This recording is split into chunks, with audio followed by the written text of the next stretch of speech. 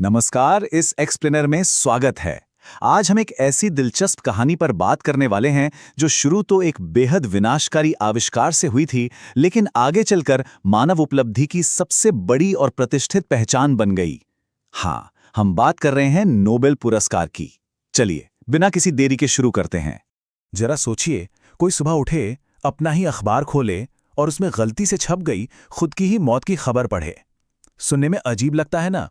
लेकिन 1888 में डायनामाइट के आविष्कारक अल्फ्रेड नोबल के साथ बिल्कुल यही हुआ। उन्होंने जो अखबार पढ़ा, उसकी बड़ी बड़ी सुर्खी थी, मौत का सौदागर मर गया।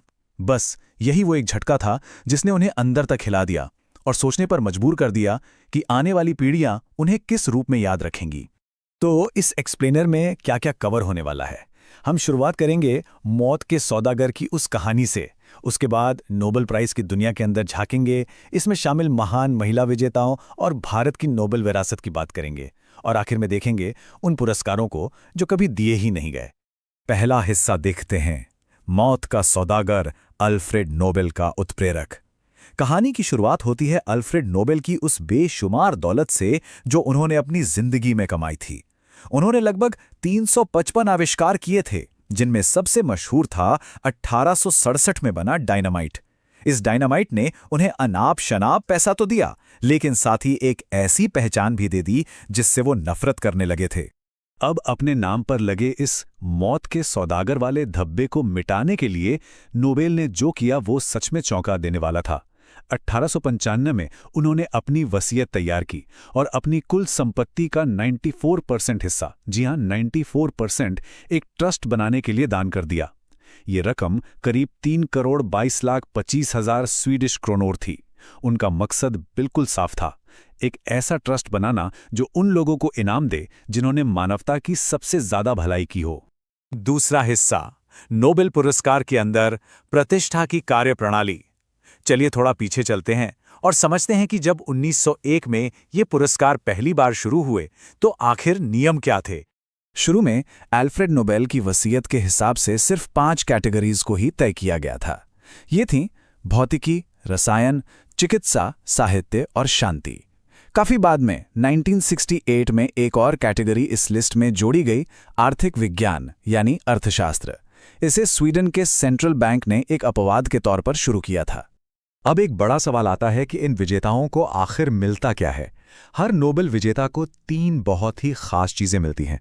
सबसे पहले मिलता है एक शानदार 18 कैरेट सोने का पदक। इसके सामने की तरफ अल्फ्रेड नोबेल का चेहरा बहुत ही बारीकी से उकेरा गया होता है। यही मेडल पूरी दुनिया में इस पुरस्कार की सबसे बड़ी पहचान है। दूसरी चीज कोई आम कागज का टुकड़ा नहीं है। ये एक बेहद अनूठा हाथ से बना डिप्लोमा होता है।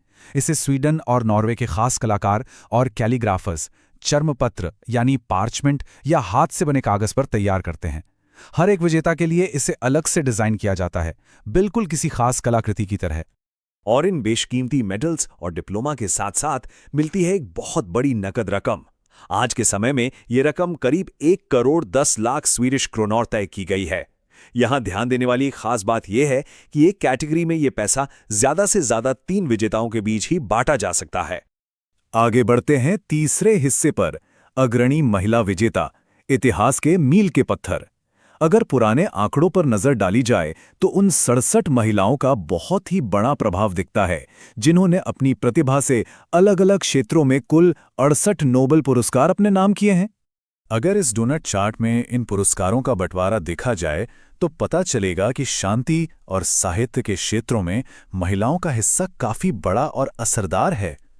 लेकिन इसके साथ ही विज्ञान और अर्थशास्त्र जैसे जटिल विषयों में भी महिलाओं ने 30 अनूठे और लगातार अवार्ड जीते हैं, जो सच में प्रेरणादायक है। यहां एक नाम का जिक्र करना तो बेहद जरूरी हो जाता है, क्यूरी परिवार का। इतिहास में इनकी विरासत सबसे अलग और कमाल की है। मैरी क्यूरी ना सिर्फ पहली महिला विजेता थी, बल्कि वो पहली ऐसी इंसान थी जिन्होंने 2 अलग-अलग क्षेत्रों, फिजिक्स और केमिस्ट्री में ये पुरस्कार जीता। और 1935 में जब उनकी बेटी इरेन जूलियट क्यूरी ने केमिस्ट्री में नोबेल जीता, तो वो नोबेल इतिहास की इकलौती माँ-बेटी की जोड़ी बन गई। है ना, सच में हैरान कर देने वाली बात। चलिए अब आते हैं चौथे हिस्से पर, भारत की नोबेल विरासत, वैश्विक योगदान। नोबेल प्राइज का असर पूरी दुनिया में कितना गहरा है, ये पिछली एक सदी में भारतीय विजेताओं के योगदान से ही साफ जाहिर हो जाता है। भारत ने कई शानदार मील के पत्थर कायम किए हैं। 1913 में साहित्य के लिए रविंद्रनाथ टैगोर का पहला भारतीय विजेता बनना हो, 1930 में सीवी रमन का फिजिक्स के क्षेत्र में योगदान, 1979 में मदर टेरेसा की शांति की कोशिशें, या फिर 1998 में अमर्त्य सेन की अर्थशास्त्र में कामयाबी, ये सब इस बात का पुख्ता सबूत हैं कि भारत का दुनिया भर में कितना बड़ा योगदान रहा है। अब आखिरी और पांचवें हिस्से की बात करते हैं, ना मिलने वाले पुरस्कार, गणित और महात्मा गांधी। कभी कभी नोबेल कमेटी की कुछ खास चूक और उनके नियम इस पुरस्कार की कार्यप्रणाली का एक बहुत ही दिलचस्प पहलू दिखाते हैं।